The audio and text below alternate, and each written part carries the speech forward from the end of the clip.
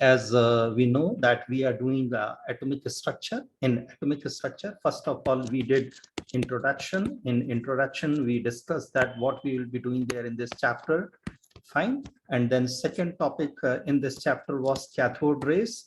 In that cathode rays, we discussed about the discovery of cathode rays, its production and properties. Discovery, we discussed about cathode rays there in this second topic, and we discussed the discovery of cathode rays, production and properties of cathode rays and properties of cathode rays. After this second topic, we discussed that is also related to cathode rays only, and whatever properties cathode rays are having, just opposite of that, cathode rays are made of negatively charged particles, electrons, while anode rays are made of positively charged particles called protons. So third topic we discussed was positive rays. These positive rays are also known as annual rays or canal rays, or its another name is anode rays. So anode rays, canal rays, or positive rays. So then fourth topic was in this chapter, fourth topic which we started there in this chapter was nature of radiations. In nature of radiations, in nature of radiations, in nature of radiations, in nature of radiations, we discussed their nature of radiation. In this topic, we discussed about the corpuscular theory of Newton.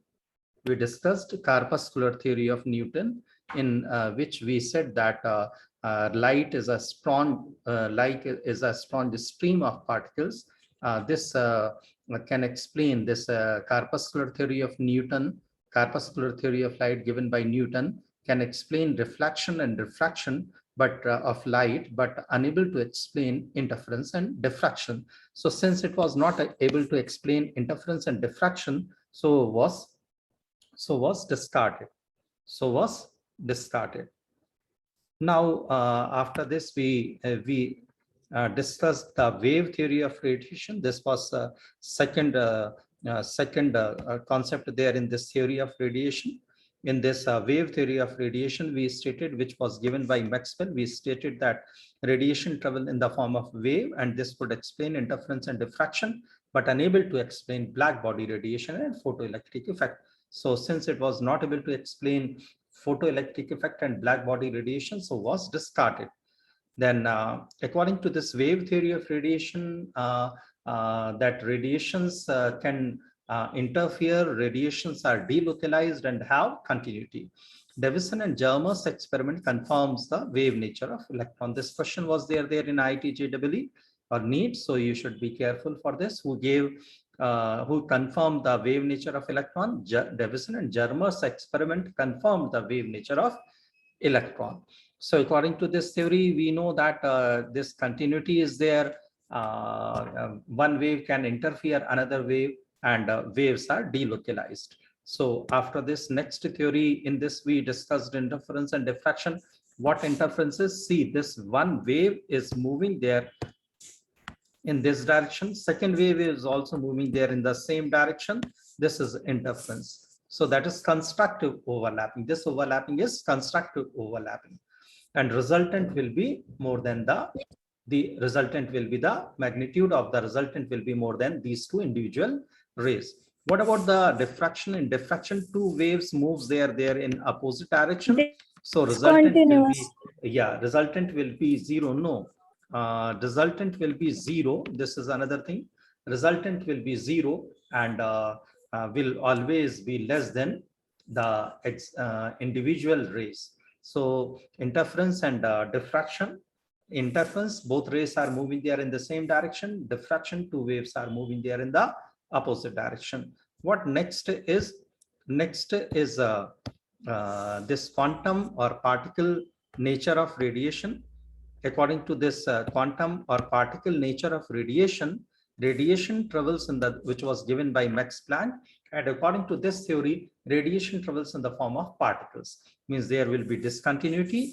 There will be discontinuity between two particles, and are localized. These particles are localized, and can't interfere. One particle can't interfere another one without dislocating it from its position. With the help of this quantum or particle theory of radiation, we can explain black body radiation and photoelectric effect.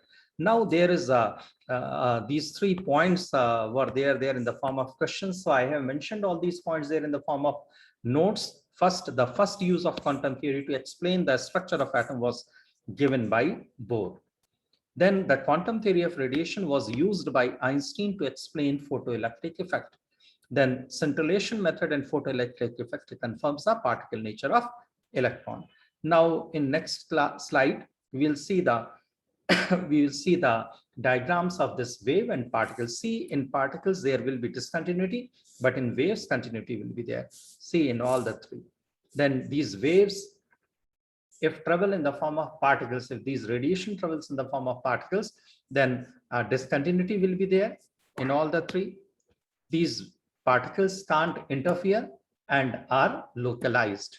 So through these 3 diagrams, we can come to know about all these properties of particle nature of radiation. Now this we missed there, that's why I'm taking it again. This we missed there in our previous class. So that is why I am discussing this all, so that we can come to know about these points too. James Clerk Maxwell stated that light, X-rays, gamma rays, and heat, etc., emit energy continuously.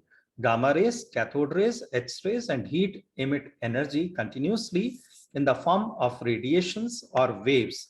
And the energy which is emitted from this gamma rays, cathode rays, X-rays, and heat, light, etc., that energy is called radiant energy. That is radiation now, so radiant energy. These waves are associated with electric and magnetic fields, so are known as electromagnetic waves. All these gamma rays, X-rays, heat, and light are known as electromagnetic rays or electromagnetic radiations or electromagnetic waves. Why? Because these are associated with electric and magnetic fields. That's why. And these waves, these rays contain radiant energy. Then in this topic here, there will be a point that what is the meaning of intensity of light? Intensity of light means number of photons falling per unit area per second and depends upon the number of photons. Intensity means the number of photons that is falling per unit area per second. And this intensity depends upon the number of photons. More the number of photons, more will be the intensity of the light.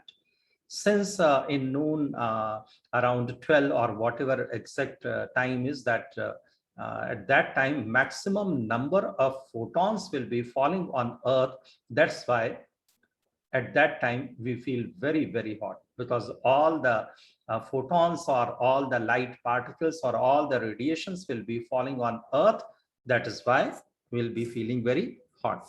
So what the meaning of amplitude is? In amplitude is the height. See, this is wave.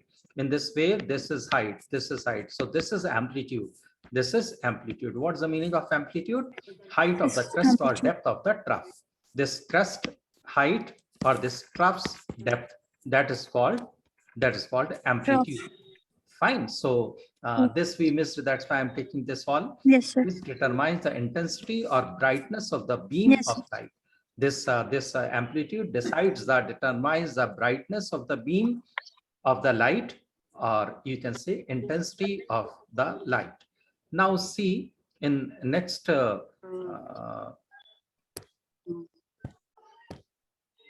what is black body radiation? This black body radiation was studied by, was given by Max Planck. Yeah, we missed this too. That's why I'm taking this all. Fine. So black body radiation, that is given by Max Planck. According to black body radiation, an ideal body. What ideal body is? Perfect absorber or perfect emitter. Perfect absorber or perfect emitter. You know, Kajal is considered as perfectly black body.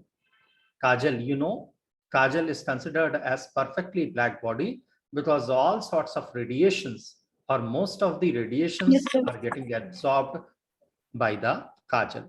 So it is perfectly considered as perfectly black body. You know, black hole also now, that is a perfectly black body. Not even a Yes, sunlight sir. Yes. get reflected or refracted from there, totally getting absorbed. So an ideal body, perfect absorber. Sir अगर कोई black colour के Huh?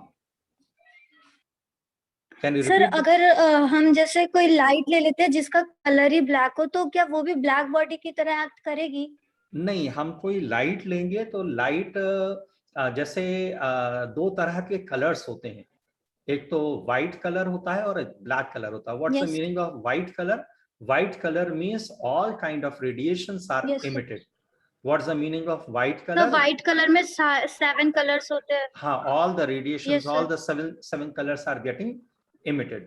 And what's the meaning of black color? Black color means all the 7 kind of radiations are getting Yes, sir. absorbed. Why an object is black in color? Because all Yes, sir. radiations are absorbed, no radiations are getting emitted. What's the meaning of Absorbed. white color? White color means Emitted. all Yes. radiations are emitted, no radiations are All colors are Absorbed. emitted. fine. That's why in summer, if temperature is high, we used to wear light colors or white colors, na? So no radiations Yes, will sir. get absorbed there on our body, and we will not be feeling hot. But in summer, we will be while in winter, we will be wearing green, dark colors now. Why black colors or dark colors? So that all kind of radiations get absorbed and we'll feel hot. We'll maintain our body temperature, or we'll feel hot. Fine. So black color means all radiations are getting absorbed, and white color means all radiations are getting emitted. Fine. So Emitted. Yes, perfect emitter, carbon black or blackened metallic surface is considered as perfectly black body, which emits and absorbs radiations of all the frequencies uniformly.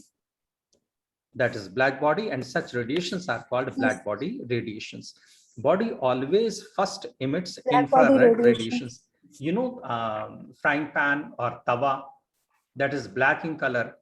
So it is getting hot now by absorbing what kind of radiations? By absorbing infrared radiation.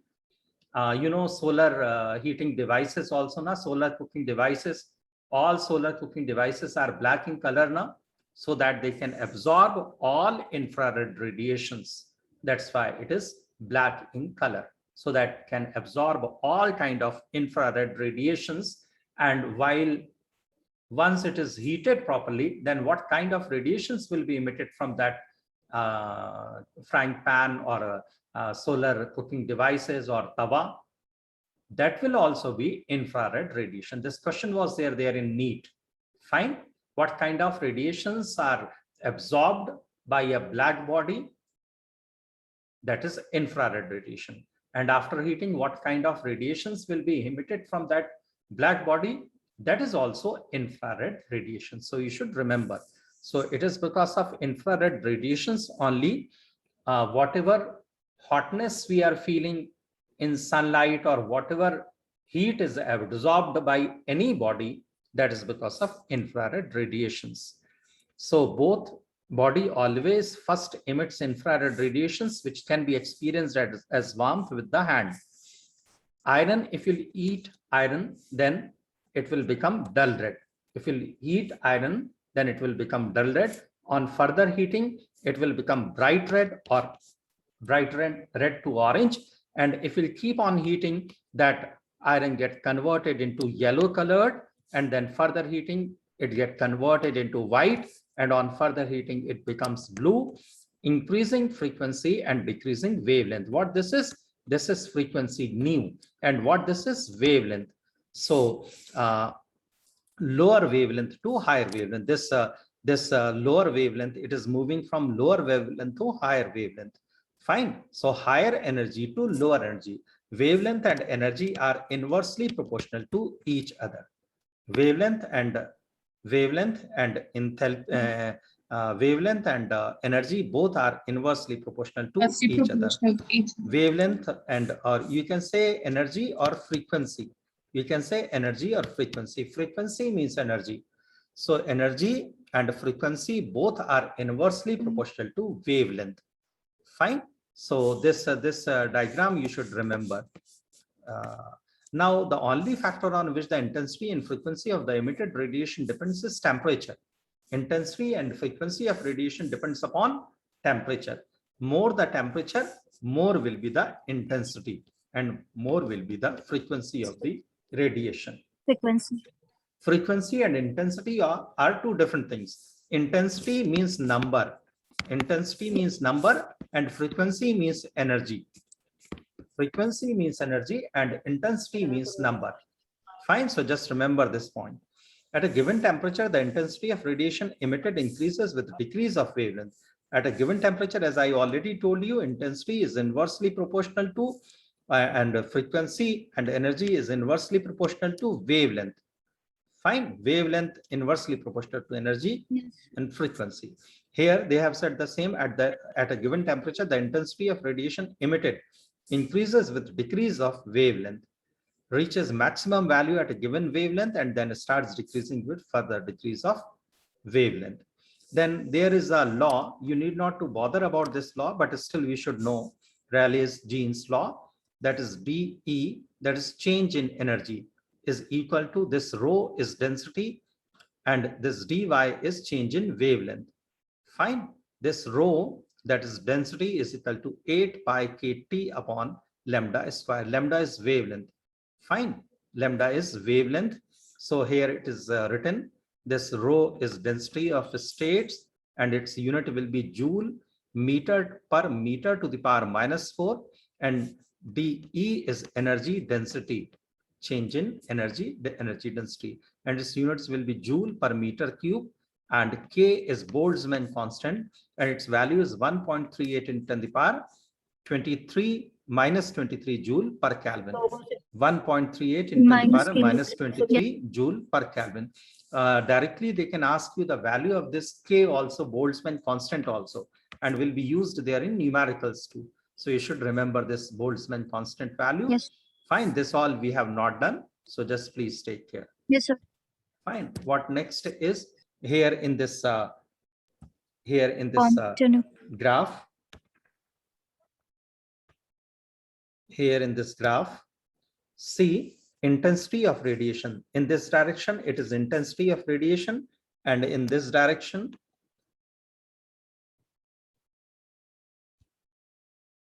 it is intensity of radiation, and in this direction, it is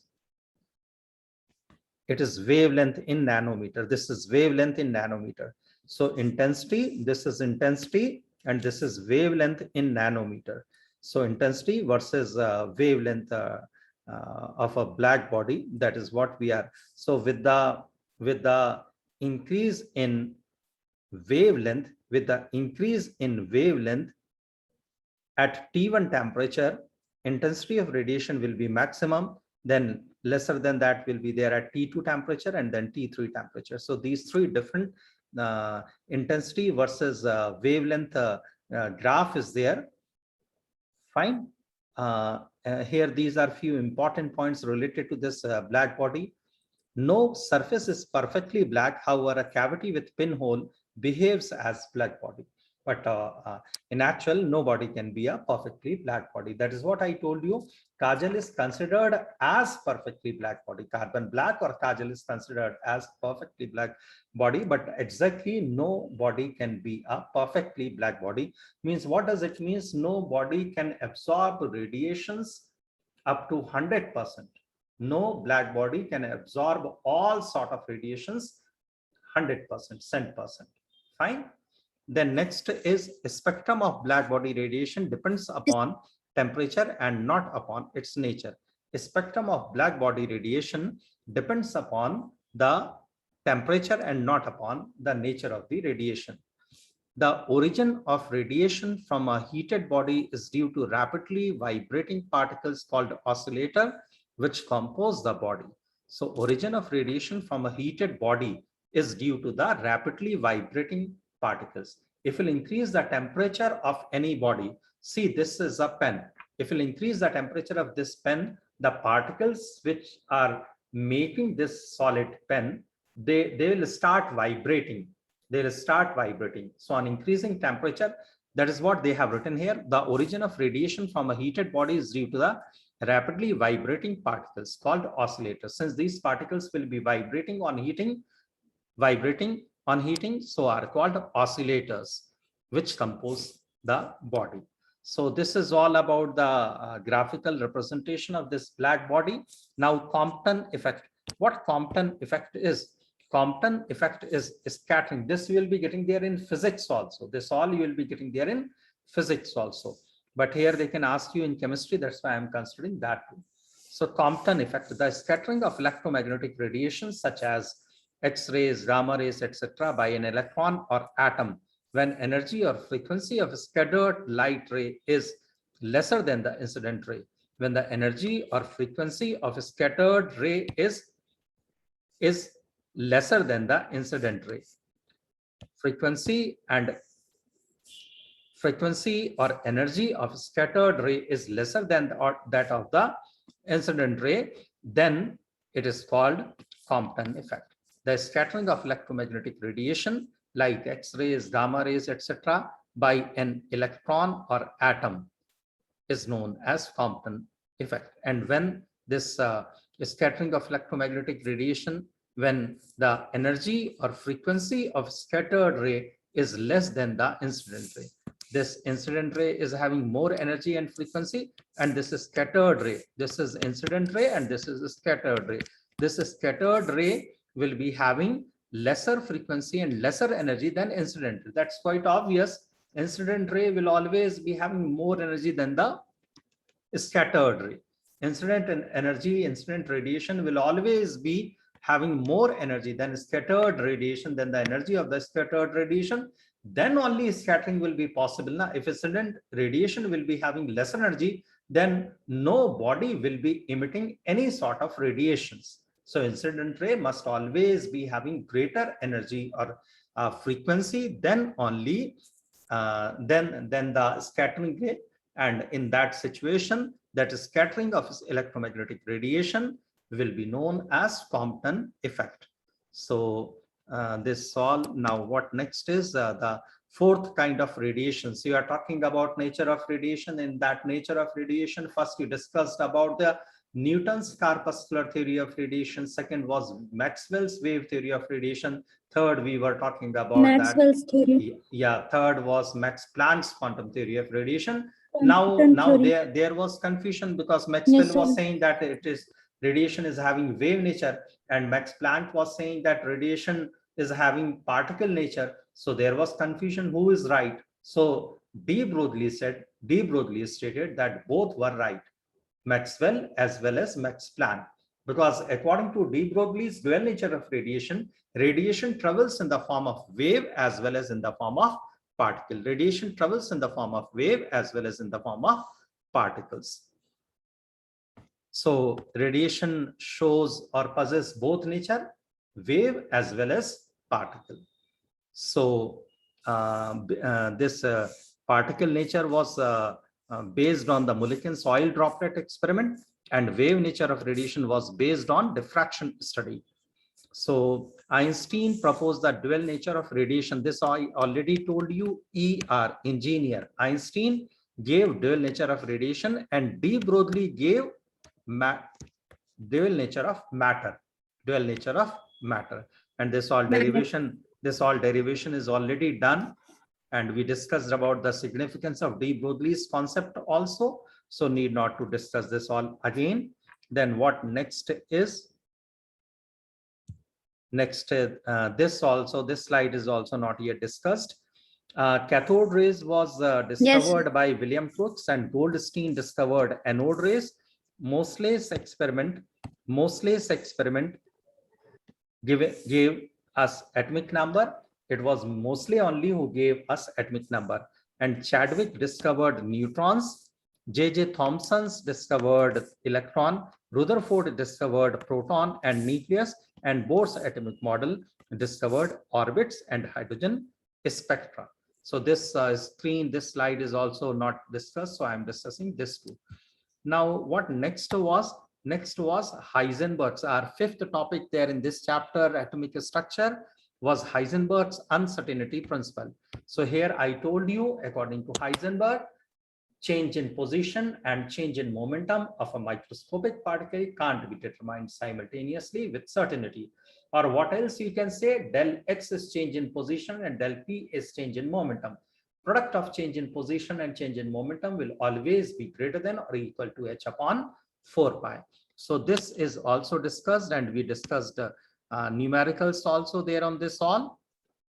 So now we'll be going to the next. Need not to bother about this one because it is not so important what up till now you have done, just a revision of that. So just to have a look on this too. Then what next is shapes of orbitals. Sixth topic is after Heisenberg's uncertainty principle. Next topic is shapes of orbitals. In this shapes of orbitals, we discussed the shapes of S, P, D, and F subshells. And here we said that S is spherical and non-directional, P is dumbbell and directional, D is double dumbbell and directional. And what about the shape of the F subshell? F subshell shape or orbital shape is not yet known. So what scientists do not know the shape of exact shape of the F orbital. So what we said that it is complicated in shape. And I discussed about the M values of Pz and dz square, that is 0, and dz square is not double dumbbell shaped. It is the only orbital there in the D subshell which is not double dumbbell shaped but is donut shaped. And this question was also there, what I forwarded you in that question paper. They asked you what's the shape of the dz square, and in that question there was no donut shaped option. So obviously instead of writing donut shaped option, we will be writing double dumbbell shaped, although it was not right. But since the options they gave us in that options, donut was not there, so the most accurate, not 100% accurate, but most accurate was double dumbbell shape. So we discussed this all now. So see if you remember this all points. So need not to practice questions. This was about the d orbital and this is about the f orbital. And now quantum numbers. As I told you, your vehicle is having certain specific code numbers. From that code number, that is called registration number. From that code number, you can come to know about the state of that vehicle, city, year of manufacturing, and the serial number in that specific year. So like that, quantum numbers tells you about the number of shell in which electron is there. That is principal quantum number. And other than this number of shell, you can come to know about the energy of the radiation, volume of the orbital, radii of the orbit, and the distance of the electron from the nucleus through this principal quantum number or n. Now, with the help of azimuthal quantum number or subsidiary quantum number or angular momentum quantum number, we can come to know about the angular momentum of the electron and shape of the electron, shape of the orbital, sorry, in which electron is there. Shape of the orbital in which electron is there. So this is principal quantum number, and we discussed about the formula for energy and the radius, about the energy and the radius of the electron. So this all is already done. Then who gave you principal quantum number? Bohr. Then what next was azimuthal or subsidiary quantum number. Azimuthal or subsidiary quantum number. Sommerfeld gave this quantum number. And the third was magnetic quantum number. With the help of this magnetic quantum number, which is denoted by small m, you can come to know about the orientation of the electron, means position of electron, whether electron is there in px, py, pz, or dxy, dyz, dxz, dx square, y square, or dz square. So from this, with the help of this quantum number, you can come to know about all these things related to an electron. What next is? Next is spin quantum number. As we know, electron shows clockwise or anti-clockwise spin. This spin quantum number is denoted by small s, and this was discovered by Hollenbeck and Goldsmith. And this tells you about the spin of the electron. Plus half or minus half. Clockwise electron will always show plus half spin, and anti-clockwise electron always show minus spin. And spin angular momentum MVR or S is equal to h upon 2 pi square root of s into s plus 1. What this s is spin quantum number that can be plus half or minus half. This is plus half and this one is minus half. So a maximum number of electrons in an orbit is 2n square, and maximum number of orbital in an orbit is n square. This can never be more than 32, will always be less than or equal to 32.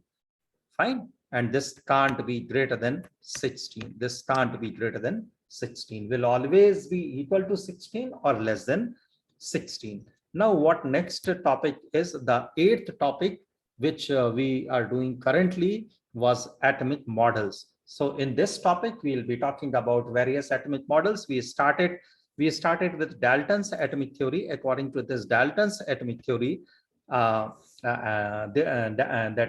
Dalton's atomic theory, tomio is a Latin word which means divisible.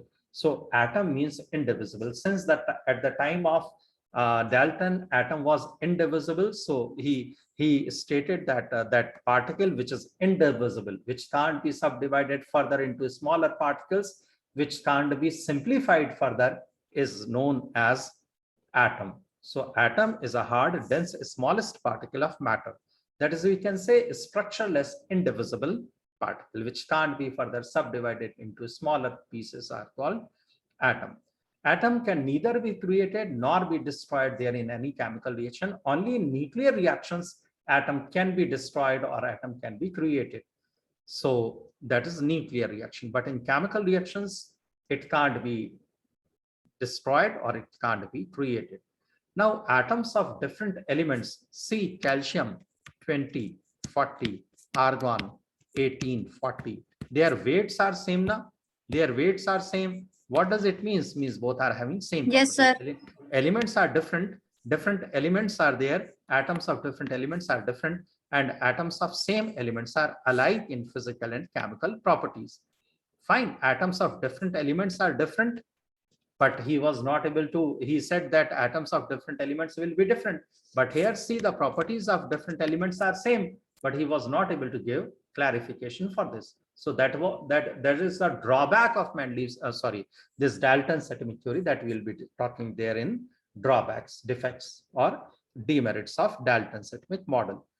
According to Dalton's atomic theory, atoms of different elements are different and atoms of same elements are alike in physical and chemical properties. Atoms always combine in whole number to form compounds, form a strong basis for understanding stoichiometry, the quantitative laws of chemical combination. So it explains the law of conservation of mass and some other laws of chemical combination, such as law of multiple proportions. So these all are the salient features of the Dalton's atomic theory. Postulates of Dalton's atomic theory. Now we'll go to the next one.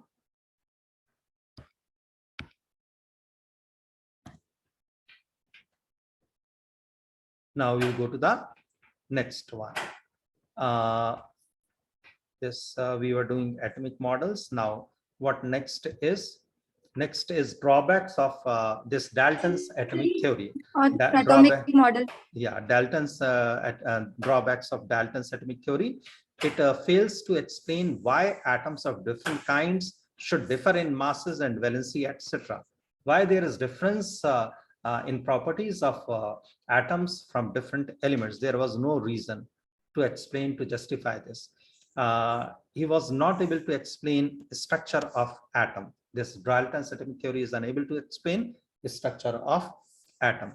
This Dalton's atomic theory fails to explain binding forces between atoms in any compounds.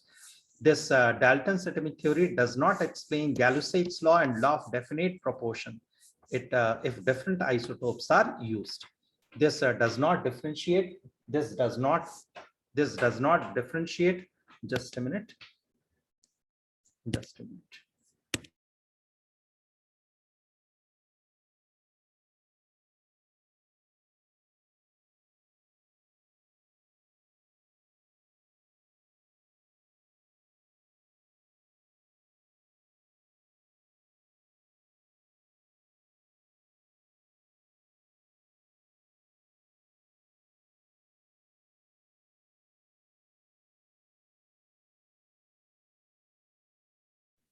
sorry.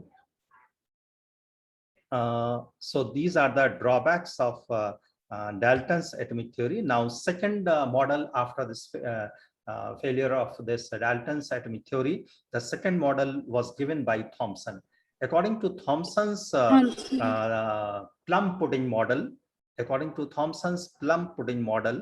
atom is a hard sphere of positive, means there, see here, according to this Thomson's atomic model, electrons and protons are uniformly distributed in an atom. So it's a hard sphere of positive charge particles uniformly distributed with the electron scattered as points throughout the sphere. So uniformly distributed electrons and protons are there. So what you can say, it is neutral. Who proved that atom is neutral? Who stated that atom is neutral? It was Thomson only who stated that atom is neutral. Atom is neutral. So with the electron scattered as points throughout the sphere, known as this Thomson's atomic model is also known as plum pudding model. However, scattering experiments studied by Rutherford and Martin. Atomic radius, Thomson stated not only this, that atom is neutral, but he gave this magnitude of the atomic radius, that is 10 to the power minus 10 meter.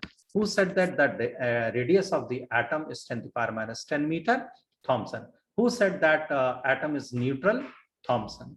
So what does it mean? Neutral means positive charge will always be equal to negative charge. What's the next point slide there in this? Drawbacks of drawbacks of Thomson's atomic model. With the help of this Thomson's atomic model, photoelectric effect and thermoionic emission could not be explained. With the help of this Thomson's atomic model, alpha particle scattering experiment by heavy atoms could not be explained. So that's why this Thomson's atomic model was discarded.